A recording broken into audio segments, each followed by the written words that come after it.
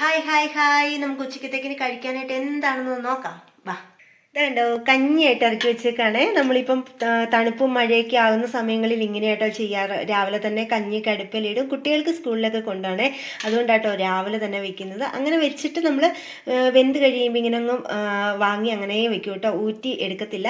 കുട്ടികൾക്ക് കൊടുക്കാനായിട്ട് ഇതിൽ നിന്ന് കുറച്ചൊക്കെ തിളപ്പിച്ച് ഊറ്റി അന്നേരം തന്നെ ഫ്രഷ് ആയിട്ട് കൊടുത്തു വിടും. പിന്നെ നമ്മൾ ഉച്ചയ്ക്ക് കഴിക്കാറൊക്കെ ആകുമ്പോഴേക്കും ഇത് തിളപ്പിച്ച് ഊറ്റിയെടുത്ത് നല്ല സൂപ്പർ ചോറൊക്കെ കിട്ടും, നല്ല ചൂടോടെ കഴിക്കുകയും ചെയ്യാം കേട്ടോ. അപ്പോൾ അങ്ങനെ കഞ്ഞിയൊക്കെ ആക്കി വെച്ചിട്ടുണ്ട്.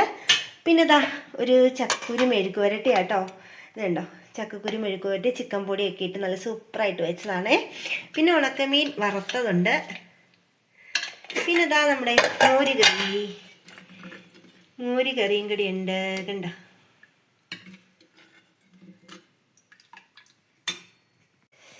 നല്ല തേങ്ങാപ്പാലൊക്കെ ചേർത്ത് വെച്ച നാടൻ ചിക്കൻ കറിയും കൂടി ഉണ്ട്. അപ്പോൾ ഇതൊക്കെ കൂട്ടി നമ്മൾ ഉച്ചയൂണ് കഴിക്കാം.